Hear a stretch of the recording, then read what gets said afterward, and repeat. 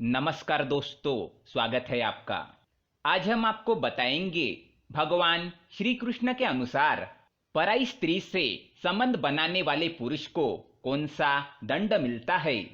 दोस्तों, प्रेम एक सुंदर एहसास है और इसकी कोई सीमा भी नहीं होती है। प्रेम कहीं भी, कभी भी और किसी के साथ भी हो सकता है। ये ना तो उम्र देखता है और ना ही जाति और ना ही धर्म।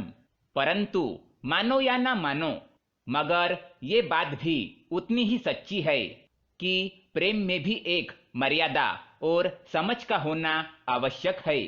निष्ठा और विश्वसनीयता का भी होना जरूरी है, नहीं तो रिश्ता चाहे कोई भी हो और कितना भी मजबूत क्यों न हो, पल भर में ही चकनाचूर हो जाता है। यूं तो सभी रिश्तों में माफी की गुंजाइश होती है, लेकिन पति पत्नी का रिश्ता ऐसा होता है कि इसमें जरा सी भी गलतफहमी जिंदगी भर की सजा बन जाती है। पति पत्नी के जीवन में धोखा, बेईमानी और शक, ये तीनों शब्द जहर के समान होते हैं। अक्सर कई पति यही गलती करते हैं।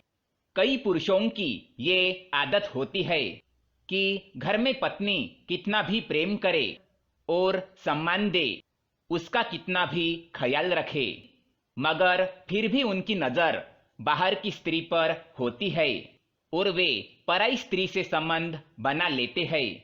मगर वो ये नहीं जानते कि एक सुखी परिवार के लिए ये एक सबसे बड़ा अभिशाप है। ऐसे लोग ना ही कभी खुश और संतुष्ट रहते हैं और ना ही अपने परिवार को रहने देते हैं। पुरुष के कई कारणों से विवाह बाह्य संबंध होते हैं। इसमें सबसे प्रमुख कारण तो उनका चरित्र होता है। प्रेम और वासना में बहुत बड़ा अंतर होता है और यही अक्सर करना वो भूल जाता है। प्रेम की तुलना केवल त्याग और समर्पण से हो सकती है, लेकिन व्यभिचार से बिल्कुल नहीं।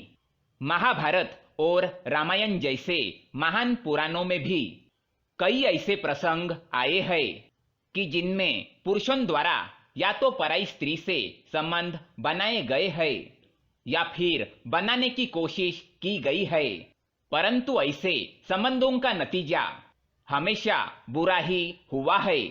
अपनी कड़ी तपस्या से देवराज इंद्र का सिंहासन भी हिला देने वाले विश्वामित्र की घोर तपस्या को भी एक स्त्री ने ही पल भर में भंग कर दिया था। एक बार एक वन में ऋषि विश्वामित्र तपस्या कर रहे थे। वे तपस्या में इतने तल्लीन हो गए थे कि उन्हें किसी भी बात का होश नहीं था। उनकी तपस्या भंग करने का हर प्रयास विफल हो रहा था। नारद मुनि ने यह खबर जब इंद्रलोक में पहुंचाई तो इंद्रदेव को भी अपनी सत्ता छीन जाने का डर सताने लगा। तब उन्होंने एक स्त्री का सहारा लेने का सोचा और विश्वामित्र की तपस्या भंग करने के लिए इंद्रदेव ने अप्सरा को भेजा, जिसका नाम था मेनका। मेनका की सुंदरता और वासना के आकर्षण में फंसकर विश्वामित्र जैसे तपस्वी ने भी अपनी वर्षों की तपस्या भंग कर दी। उन्होंने मेनका के प्यार में सन्यासी जीवन को त्याग दिया और मेनका से विवाह करके गृहस्थ जीवन व्यतीत करने लगे। परंतु कुछ ही दिनों के बाद मेनका को उन्हें छोड़कर इंद्रलोक जाना पड़ा। विश्वामित्र इस बात से बहुत दुखी हुए। कहानी का तात्पर्य यह है कि जब विश्वामित्र जैसे महान ऋषि का तप भी एक स्त्री भंग कर सकती है, तो साधारण मनुष्य की बात ही क्या। क्योंकि पुरुष कई बार ऐसे अवसर पर कमजोर पड़ जाते हैं। पुराणों में कई कहानियां प्रसिद्ध है जिन पुरुषों ने स्त्रियों को गलत नजर से देखा है, उन्हें अभिशाप ही मिला है। लेकिन ऐसा नहीं है कि सभी पुरुष एक जैसे होते हैं।